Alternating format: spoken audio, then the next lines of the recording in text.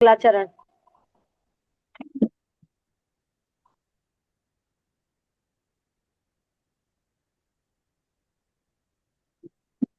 मोक्षमार्गस्य नेतारं वेत्तारं कर्मभूभृतां ज्ञातारं विश्वतत्त्वानां वन्दे तद्गुणलब्धये वन्दे तद्गुणलब्धये। बोलो उमा स्वामी बोलिए महाराज की जय। जय। बोलिए 2400 तीर्थंकर भगवान की जय। जय द्वादशां जिनवाणी माता की जय। जय जैन धर्म की जय। जय।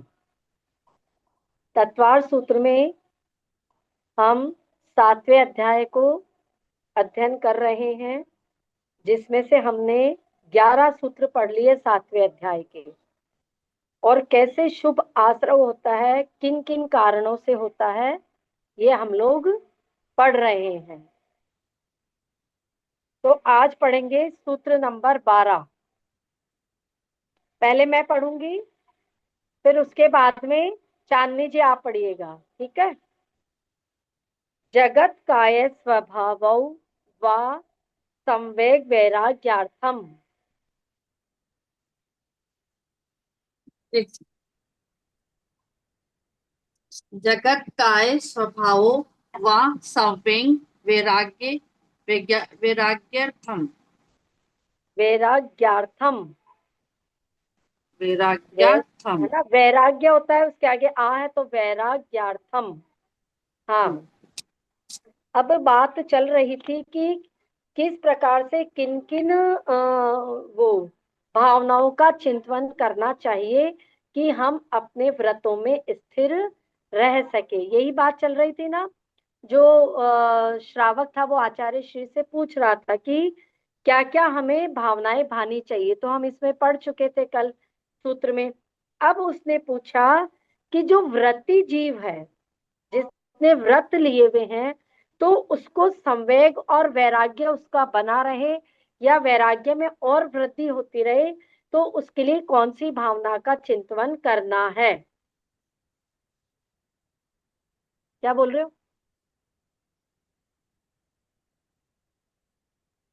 वाप म्यूट, अनम्यूट करो। यही वाला सूत्र पढ़ाना था ना आज वापस से। हाँ। हाँ, चलिए। तो कि संवेग को और वैराग्य को बनाए रखने के लिए कौन सी भावना भानी चाहिए, तो आचार्य श्री ने कहा जगत काय स्वभाव, यानी जगत का और काय के स्वभाव का, इनका हमें चिंतन करते रहना चाहिए। इनकी भावना निरंतर भाती रहनी चाहिए, जिससे क्या होगा, संवेग और जो वैराग्य है वो निरंतर बढ़ता बना। रहेगा, निरंतर उसमें बढ़ोतरी होती अरे रहेगी। तो जय जिनेन। जय जय जिनेन्द्र। टाइम इतना जल्दी क्यों रखा यार। अरे वो जो दीपा गोदा जी है ना, उन्होंने बोला कि अच्छा 8 दिन मेरे को विधान में जाना है, तो इसलिए अच्छा। रखा। लेकिन मेरे को लग रहा आज वो खुद भी नहीं आई है ना। अरे फ्री नहीं हो पाते हैं यार इतना जल्दी। चलो कल से फिर 1:30 बजे का ही कर लेंगे, ठीक है। आज हाँ। तो कल से 1:30 बजे का कर लेंगे। हाँ। तो संवेग और वैराग्य के लिए जगत और काय, इन दोनों भावनाओं का चिंतन करना चाहिए। अब जगत क्या होता है? जगत मतलब संसार, जिसमें हम रह रहे हैं वो संसार। और काय किसे कहते हैं? काय शरीर को कहते हैं, जो हमें नाम कर्म के उदय से जो प्राप्त हुआ है, शरीयत जिसको बोलते हैं, वही शरीर कहलाता है। तो इन दोनों का चिंतन करना चाहिए, किसके लिए? संवेग और वैराग्य के लिए। अब संवेग क्या होता है? संवेग किसी को पता है क्या क्या होता है? एक बार पहले भी आया था संवेग। संसार हाँ। के दुखों से डरना। हाँ, संसार संसार के से दुखों भयभीत से रहना। डरना। डरना वो कहलाता है संसार भीरुता, या हम्म फिर धर्मानुराग। दोनों एक ही बात है ना। संसार हम्म। से डरना या फिर धर्म में अनुराग रहना, ये संवेग कहलाता है। और वैराग्य क्या कहलाता है?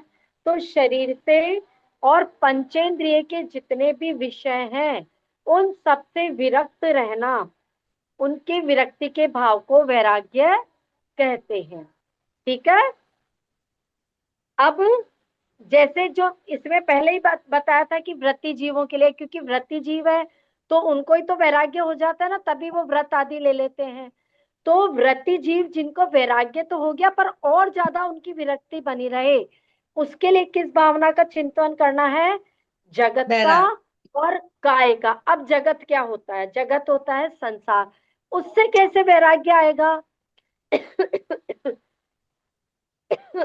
हम क्या, जब संसार के बारे में सोचेंगे, यह जगत कैसा है?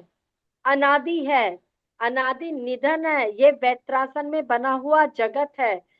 मिथ्यात्व के वशीभूत होकर के हम इस संसार में अनादि काल से भटक रहे हैं, अनादि काल से भ्रमण कर रहे हैं, जन्म दुखों को भोग रहे हैं। यहाँ पे कोई भी वस्तु नियत नहीं है। यहाँ पे जो हमारा काय या शरीर है वो एक जल की बूंद के समान है। ये जल की बूंद कब फट जाए, कब खत्म हो जाए, पता नहीं है। हमारा जो यौवन है वो इंद्रधनुष के समान है। जैसे होता ना, आया और गायब हो गया, जब धूप आती है बारिश आती है, इंद्रधनुष आता है और चला जाता है, पता भी नहीं चलता। ऐसे ही हम इस जन्म में आए हैं, कब ये जन्म हमारा खत्म हो जाए, कब हमारा यौवन खत्म हो जाए, पता नहीं है। यहाँ हमारा कोई रक्षक नहीं है। जीव अकेला ही जन्म लेता है, अकेला ही मरता है, इसका कोई सगा संबंधी कोई नहीं है। जब हम ऐसे ऐसे विचार लाते हैं तो फिर हमारे को वैराग्य की तरफ हमारी प्रवृत्ति होती है, हम सब चीजों से दूर रहते हैं। ये तो हुई जगत के बारे में। अब शरीर के बारे में क्या सोचना?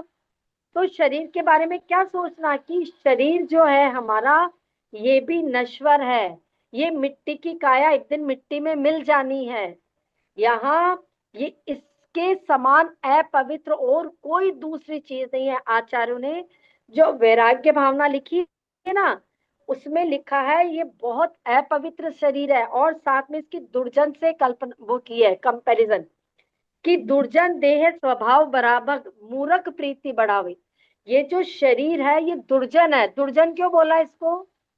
कोई बताएगा? दुर्जन यानी अपवित्र, मैली। नहीं नहीं, तो रीता जी बताओ। जैसे दुर्जन, दुर्जन की संगति करने पर कभी भी वो धोखा दे सकता है, तो वैसे ही हमारा शरीर भी कभी भी हमें छोड़ सकता है, तो साथ हाँ, बना और रहने वाला नहीं।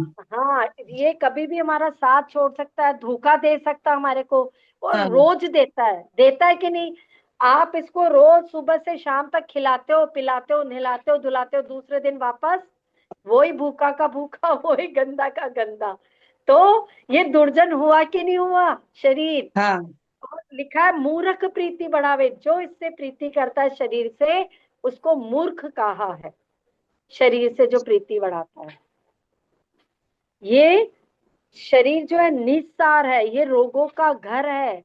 शरीर हमारा अनित्य है, इसमें 7 प्रकार की जो धातुएं भरी है, मल मूत्र भरा है।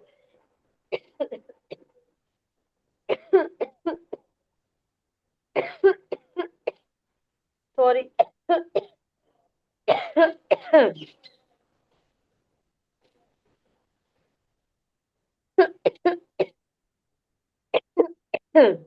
इसमें आधी व्याधि लगी हुई रहती है। इसमें 9 द्वार है मल के, जो हमेशा बहते रहते हैं, है ना, जिनसे मल निकलता रहता है। इनमें व्याधियां आती रहती है और ये समय के अनुसार परिवर्तित होता रहता है। जब हम ऐसे शरीर के बारे में सोचते हैं तो उससे क्या होता है, हमें दुख से भय लगने लग जाता है, संसार से भय लगता है, और हम विषय वासनाओं से फिर दूर जाते हैं। नहीं तो हम क्या करते हैं, इस शरीर को, सारी 5 इंद्रियों को, विषय को पुष्ट करने के लिए सुबह से लेकर रात तक हम इसी के लिए कार्य करते रहते हैं। लेकिन जब हम ऐसा सोचते हैं कि अरे ये शरीर तो नष्ट होने वाला है, ये यौवन कब चला जाए पता नहीं, इसमें तो आधी व्याधि लगी रहनी, बार बार जब ऐसा सोचेंगे तो हमारा वैराग्य पुष्ट होएगा, बढ़ेगा, उसमें बढ़ोतरी होगी। चलिए, सूत्र नंबर 13। पहले मैं पढ़ रही हूँ, फिर प्रमीला जी आप पढ़िएगा। ठीक। प्रमत्त योगात प्राण व्यपरोपणम हिंसा। प्रमत्त योगात प्राण व्यपरोपणम हिंसा। व्यपरोपणम हिंसा। हाँ, अब हमने ये जब लेसन शुरू हुआ, हमारा 7वां अध्याय शुरू हुआ, उसमें शुरू में यही बताया कि हिंसा, झूठ, चोरी, कुशील, परिग्रह से दूर रहो, उसी को ही व्रत कहते हैं। यही पढ़ा था हमने। तो वो हाँ। शिष्य पूछ रहा है कि बार बार में आप एक ही बात बोल रहे हो कि भाई इनसे दूर रहो, इनको मत करो, वैराग्य की भावना भाव, तो आखिर हमें ये बताओ तो सही, हिंसा होती क्या है? हम दूर रहेंगे तो आप बताओ पहले हिंसा होती क्या है। तो हिंसा के बारे में आचार्य श्री ने सूत्र दिया, प्रमत्त योगात प्राण व्यपरोपणम हिंसा। अब देखो पहला शब्द आया प्रमत्त। प्रमत्त का मतलब होता है कषाय सहित अवस्था या फिर प्रमाद। क्या? लिख लेना प्रमाद का मीनिंग दो। प्रमत्त का मतलब प्रमाद, और एक कषाय सहित। तो जो अवस्था। कषाय से सहित योग है, योग का मतलब मन वचन काय से जो काम कर रहा है, ठीक है, मन वचन काय से जो कषाय सहित कार्य कर रहा है प्रमत्त योग से, प्राण व्यपरोपणम हिंसा, यदि वो ऐसा करके किसी के प्राणों का हरण कर रहा है, प्राण आया ना, प्राण व्यपरोपणम यानी किसी के प्राण को अलग कर रहा है, तो उसको हिंसा कहते हैं। ये हिंसा की डेफिनेशन है। आचार्य श्री ने बताया है कि हिंसा किसे कहते हैं। वापस समझ लो एक बार। आपका यदि प्रमत्त योग है, कषाय सहित हो आप, या आपके जीवन में प्रमाद है, उसके कारण से यदि किसी भी जीव का अपने प्राण से वो जुदा हो रहा है, उसके प्राण का घात हो रहा है, तो उसको क्या बोलेंगे? हिंसा बोलेंगे। अब हिंसा देखो दो प्रकार से समझो। जैसे मुनि है, मुनि 4 हाथ देख करके जमीन चलते हैं, लेकिन फिर भी पता नहीं कहीं से उनके पैर के नीचे आकर के सूक्ष्म जीव मर गया, तो क्या उनको हिंसा का दोष लगेगा? नहीं लगेगा। नहीं लगेगा। नहीं लगेगा। क्योंकि क्यों? क्योंकि उनका क्या है, उनका प्रमत्त योग नहीं है, वो कषाय सहित नहीं है, वो तो बचाना ही चाह रहे थे, वो तो देख संभल के ही चल रहे थे, पर फिर भी पता नहीं वो जीव कहाँ से आ गया। हाँ। समझे? और एक अब हमारे लिए इसका उदाहरण लो। हम क्या करते हैं, हम देख करके नहीं चल रहे, फिर भी किसी जीव की हिंसा तो नहीं हुई, फिर भी क्या हमें दोष लगेगा? नहीं लगेगा। दोष लगेगा, क्योंकि हमारे मन में करुणा ही नहीं है किसी को बचाने की, हमारे दया भाव ही नहीं है कि हम देख करके चलते तो कोई जीव बच जाता। और ये पक्का होता है कि जिसके प्रमाद होता है, कषाय सहित होता है, उससे जाने अनजाने में हिंसा हो ही जाती है। जाती है। इसलिए अपने आप को प्रमाद से, कषाय से बचाना चाहिए और जीवों की रक्षा करनी चाहिए। प्रमाद 15 तरह का होता है। 5 तो इंद्रियों से होता है, 4 कषाय से होता है, और 4 विकथा से होता है। ये भी आगे आएंगे अभी प्रमाद, है ना। लिख अभी थोड़ा सा बस इतना ही समझ लो कि प्रमाद 15। 5 इंद्रिय से होता है, 4 कषाय से होता है, और 4 विकथा करने से होता है। ठीक है, विकथा मतलब जैसे हमें होता ना, जिससे हमें कोई मतलब ही नहीं है कोई भी बात, और वो कर रहे हैं, तो उससे भी हिंसा हो जाती है, होती भाव है। हिंसा हो जाती है। और भाव हिंसा कब द्रव्य हिंसा में बदल जाए पता नहीं चलता है। ठीक है, ये आया सबको समझ में? आ गया। हाँ। अब एक बात बताओ, ये पूरा लोक है, पूरे लोक में सूक्ष्म जीव भरे पड़े हैं यहाँ पे, है ना, हमें दिखाई भी नहीं देते, और आचार्य श्री कह रहे हैं आप उनको बचाओ। अब कैसे बचाएंगे अपन? कैसे बचाएंगे उनको? पूरा तीनों लोग ठसाठस भरा हुआ है सूक्ष्म जीवों से, बादर जीवों से। इसके लिए क्या करना पड़ेगा हमें? देखो, प्रमाद को हिंसा का मूल बताया ना, तो हमें क्या करना होगा?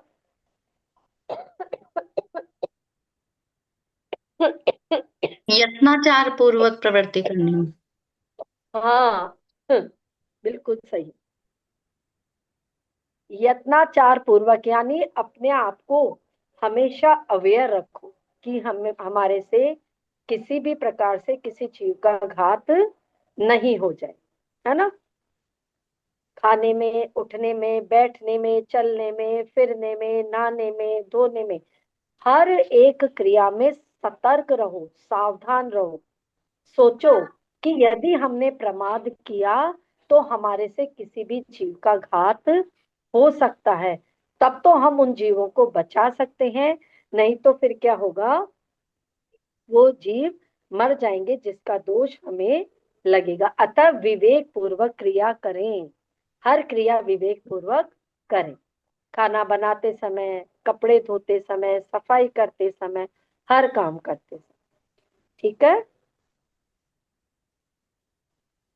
नहीं तो क्या होता है, एक स्टोरी थी, एक जो धीवर था ना, वो जीवों को नहीं मारता था, लेकिन वो क्या करता था?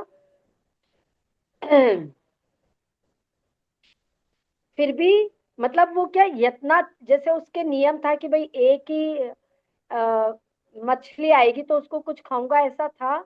लेकिन वो फिर भी क्या यत्नाचार पूर्वक काम नहीं करता था, जैसे बाकी सब चीज का नियम नहीं लिया हुआ था, तो भी वो पाप का भागी बनता था। एक स्टोरी है कोई धीवर की, है ना? तो मतलब हाँ कहने का मतलब, हम जितना हमारे को चाहिए उतना ही करो, बाकी सबको छोड़ दो। तब तो हम मतलब होता ना कि जिस दिशा में आना जाना चलना, ये तो स्टोरी सबका है नियम एक लेकर के रखो। ये एक स्टोरी है कि एक राजा का बेटा होता है, वो युद्ध में जाता है, तो उसके नियम होता है, मतलब उनके नियम होता है इसमें कि भाई युद्ध में जाने से पहले मुर्गे को काट के जाना होता है।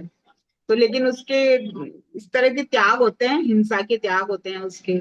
लेकिन नियम हाँ तो नियम है कि भाई उनको जाना होता है, तो फिर वो उसकी माँ क्या करती है, उसको आटे का मुर्गा बना के देती है कि भाई हाँ तुम इसको ही काट लो।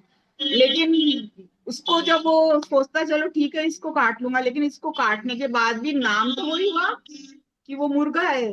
तो उसको इस भाव से भी उसको नरक के इतने दुख भोगने पड़े। हाँ, मतलब ये हिंसा तो तो ये हिंसा हो ही है। गया। हाँ, ये ये तो ये दूसरी हो है। गया, ये दूसरी ये वो स्टोरी है। दूसरी है, लेकिन हाँ हिंसा की बात बता रही हूँ मैं।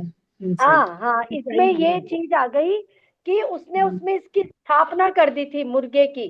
तो वो उसको हम्म, जब काट रहा था तो वो यही सोच करके काट रहा था कि ये मुर्गा है, तो उसको हाँ मुर्गे जितने काटने की हिंसा का पाप लगा था। ये हाँ, वही तो यही स्टोरी तो, है। मतलब वही है, हाँ उसको नरकों के दुख भोगने ही पड़े तो भी।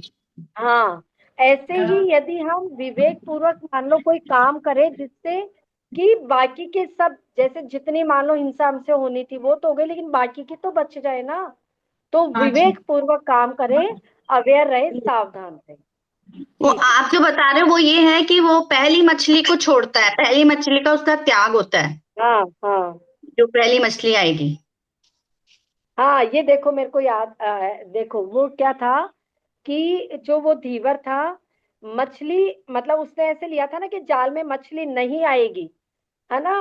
वो जाल फेंकता था, फिर उसमें अगर मछली आ गई तो वो खा लेगा, है ना? नहीं आई तो नहीं खाएगा, ऐसा था। लेकिन वो जाल तो फेंकता ही था, भाव हिंसा तो करता ही था ना। तो वो भाव हिंसा कब द्रव्य हिंसा में परिवर्तित हो जाए ये पता नहीं, नियम मतलब उसका वो नहीं था कि उसको भाव हिंसा का दोष तो लगता ही था। वो जैसे जाल फेंक रहा है ना, तो उससे उसको उसका दोष तो लग ही रहा है, लगा। ऐसा। चलिए, जितनी बार मान लो उसने एक बार फेंका, दो बार फेंका, कि भाई एक ही मछली को पकड़ना होता था, लेकिन तीन बार फेंका, चार, तो जितनी बार फेंका ना उतनी बार का दोष उसको लगेगा ही, ऐसा है। चलो, अब हिंसा का हमारे को लक्षण समझ में आ गया।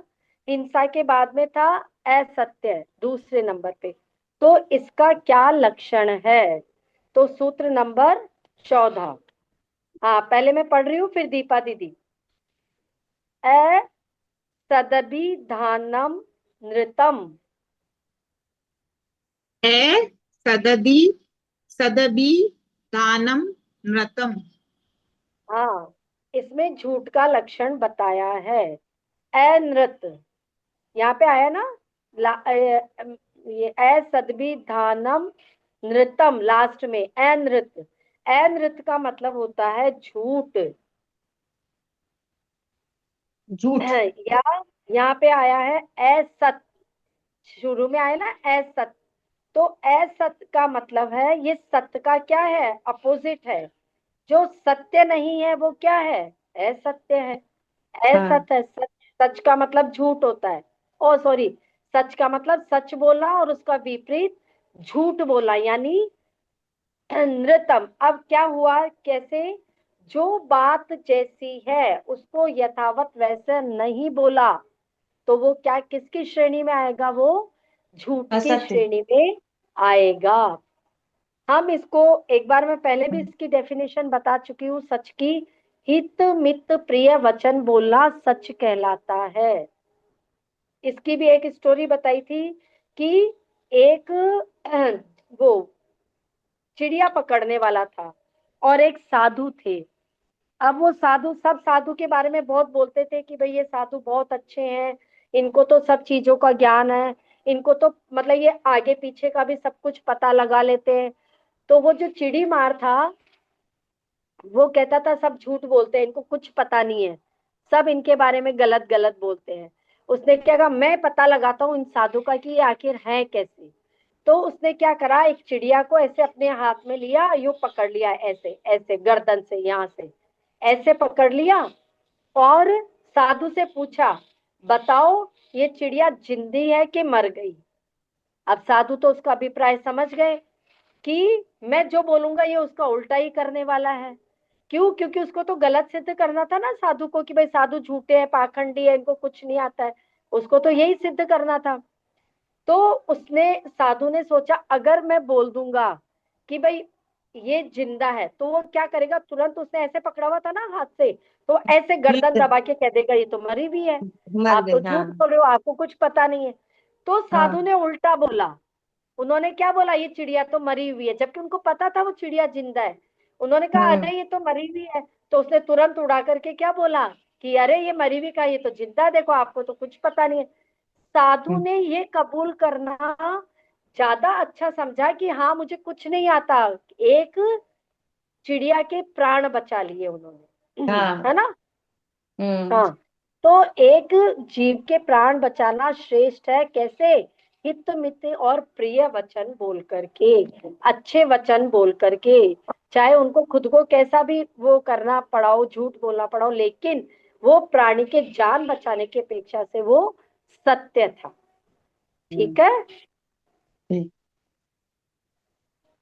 चलिए। लेकिन ऐसा होता है ना, अपन कोई बात बोलते हैं तो हाँ बात वैसे की वैसी तो पूरी रिपीट नहीं होती है, उसमें दो तीन अपने शब्द तो अपन मिलाते ही मिलाते हैं।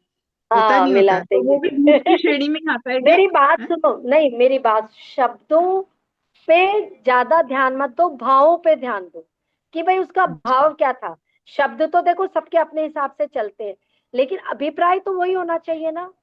अभिप्राय हम्म। तो वही होना चाहिए बात का। यदि बात का अभिप्राय बदल जाता है तो फिर आपने झूठ बोला है। शब्द आगे पीछे उल्टे नीचे हो सकते हैं, कोई दिक्कत नहीं है, भाव वही होना चाहिए कि उसने किस अपेक्षा से बात कही, और हम भी कहने वाले को वही भाव बताए आगे, तब तो वो सच की श्रेणी में आता है। जैसे हम लेडीज होती है, हमारे घर में अभी शक्कर 1 किलो पड़ी है, ठीक है, और हम क्या बोलते हैं, शक्कर खत्म हो गई है ले आना, शक्कर हम्म। नहीं है ले बोलते ही है ना। तो क्या ये हाँ। झूठ की श्रेणी में आएगा, ये फिर भी झूठ की श्रेणी में नहीं आएगा। क्योंकि महिलाओं को क्या करना है, कभी भी कोई अतिथि आ जाए तो घर में ये ना हो कि भाई हमारा तो जो सदग्रहणी होता है उसका भंडार हमेशा भरा रहना चाहिए। भंडार भरे रहने का मतलब ये है कि उतना कि अतिथि आ जाए तो भूखा ना जाए, या खिलाने के लिए ना मिले, इतना कमी कभी भी नहीं होनी चाहिए घर में। तो उतना करने के लिए उनको बोलना ही पड़ता है कि भाई घर में अमुक अमुक चीज नहीं है, आप ले आना। तो इसमें झूठ का दोष नहीं नहीं लगेगा, लगे। क्योंकि यहाँ प्रमाद नहीं है। समझ गए ना? कषाय भाव हाँ थोड़ी है कि मैं ज्यादा मंगा लूं और बेच दूं इस सामान को ला करके। ऐसे कषाय भाव थोड़ी ना है मन में। वो तो घर में ही रखना चाह रही है उसको, इसलिए उसको झूठ का दोष नहीं लगेगा। ठीक है। हम्म।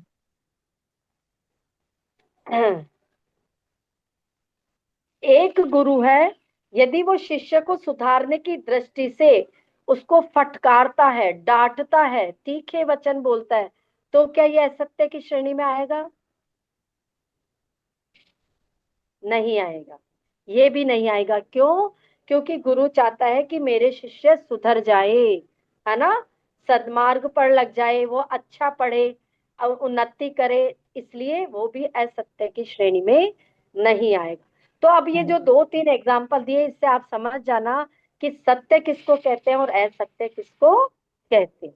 ठीक है, चलिए आगे सूत्र नंबर 15। हाँ, चांदनी। दत्ता दानम स्तेयम।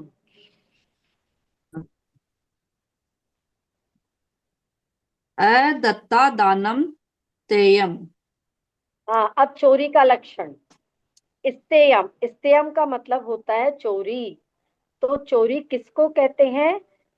दत्ता दानम, किसी ने नहीं दिया और फिर भी उसको ले लिया। दत्त, दत्त का मतलब होता है दिया गया, और शब्द आ गया आगे, यानी नहीं दिया गया, नहीं दिया फिर भी। आदानम, ले लिया, किसी ने नहीं दिया फिर भी ले लिया, उसको स्तेयम, चोरी कहते हैं। ये चोरी का लक्षण है। प्रकृति में जल और मिट्टी, ये दो चीजें प्रकृति हमारे को उपलब्ध कराती है। यदि इनको बिना दिए ले लेते हैं, तब तक तो चोरी का दोष नहीं होता है। इसके अलावा कोई भी चीज ले लेते हैं, किसी की भी पड़ी हुई, गिरी हुई, रास्ते में मिली हुई, वो सब चोरी की श्रेणी में जाता है। हाँ आजकल तो देखो, अब ये सुन करके ये मत समझ लेना बिस्लेरी के अब पानी उठा के ले आओ आप दुकान से और बोल दो कि आपने तो कहा था ना कि पानी तो ले सकते हैं। पानी, क्योंकि उसने बोतल में भरी, वो उसका हक हो गया उस पे, तो इसलिए उसको अब हम नहीं ले सकते। जो झील का पानी है, तालाब का पानी है, वो हमें लेने की छूट है। जो पैक्ड वाटर है, शॉप पे मिलते हैं, वैसे तो पीना ही नहीं चाहिए, पर उसको भी पैसे दे करके ही लेना है, ऐसे नहीं लेना है ना। आजकल तो राख भी पैसों में मिलती है अमेजोन पे, पता है ना? हाँ, कोयले की राख मिलती है और इतनी ज्यादा पैसे दे करके लेनी पड़ती है। अच्छा, हम तो आज ही सुना। हाँ, नहीं नहीं, मिलती है वहां पे। तो हमें कभी भी किसी के बिना दिए कोई वस्तु नहीं लेनी है। अगर ले लेंगे तो चोरी का दोष लगेगा।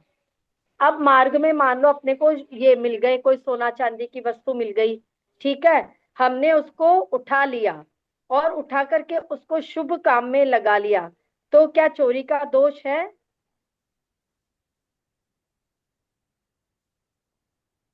नहीं है। चोरी का दोष। चोरी का दोष लगेगा। लगेगा। हाँ, क्योंकि जो सोना चांदी था, अगर हम नहीं उठाते या तो वहीं पर पड़ा रहने देते, पहली बात तो ये, जैसे मान लो हम किसी भी कॉलोनी में रह रहे हैं, सोना चांदी मिला, या तो वहीं पड़े रहने दो, जिसका वो ढूंढते हुए जरूर आता ही है। अगर इतनी वैल्यूएबल चीज है तो एक बार तो वो ढूंढता ही है कि भाई कहीं गिरी, अगर उसको मिल जाता तो वो ले जाता अपना सामान, पहली बात। दूसरी बात, नहीं तो आपने उसको उठाया, आप आपके जो कॉलोनी का गार्ड है उसको सूचना दे दो कि मेरे को एक सोने की चीज मिली है, नाम मत बताओ कि क्या मिला है, ये चीज मिली है, मतलब कोई भी सोने का सामान मिला, कोई आके बता जाओ कि किसी का कोई सामान खोया है, तो वो वापस आकर के ले जाओ। तो जिसका खोया उसको पता है कि मेरा कुंडल खोया है, कि मेरी अंगूठी खोई है, तो वो आ करके वापस उसको ले तो जाएगा ना कम से कम। इस दृष्टि से हमारे को दोष लग सकता है चोरी का, कि कोई व्यक्ति अपना सामान वापस ले सकता था, पर आपने उसको मौका ही नहीं दिया, इसलिए और आपको, मंदिर में दान कर दे तो तो भी फिर भी कहते हैं दोष लगता है। चलो ठीक है, उतना दोष नहीं लगेगा जितना कि आप उसको आपके काम में ले लेते।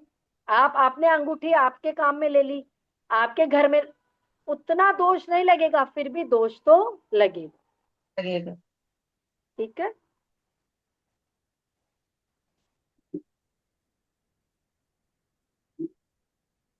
फिर है अब्रह्म। अब चौथे नंबर का हमारा हिंसा झूठ चोरी पढ़ रहे ना क्रम से। हाँ, तो अब आ रहा है अब्रह्म किसे कहते हैं, अब्रह्म का लक्षण। हाँ चलिए सोनल जी। मैथुनम ब्रह्म। मैथुनम ब्रह्म। हाँ, ये कुशील का लक्षण समझ लीजिए कि कुशील का क्या लक्षण है।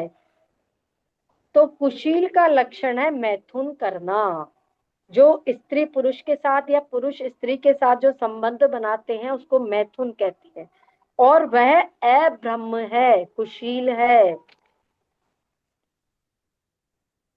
क्योंकि इसमें क्या होता है, रागादिक परिणाम होते हैं, और रागादिक परिणाम होने के कारण एक दूसरे को जो स्पर्श करने की इच्छा है, भोगने की इच्छा है, वो क्या कहलाता है, मैथुन कहलाता है, और वह कुशील की श्रेणी में आता है। हमारे शास्त्रों में लिखा हुआ है कि यदि, क्योंकि देखो जैन हैं, उनका अगर वो बच्चे पैदा नहीं करेंगे तो क्या होगा, जैन धर्म धीरे धीरे विलुप्त हो जाएगा।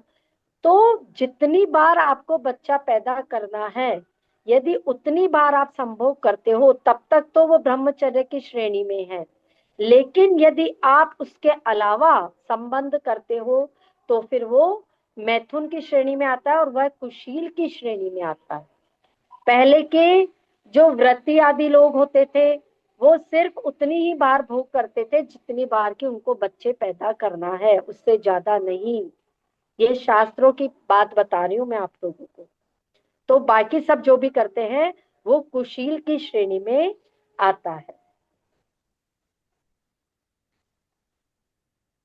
इसको, जो मैथुन है उसको पाप क्यों कहा है, एक बार बताया था मैंने, अपने उसमें आया था, पिछले कौन सा अध्याय में आया था, तीसरे में आया था, दूसरे में आया था,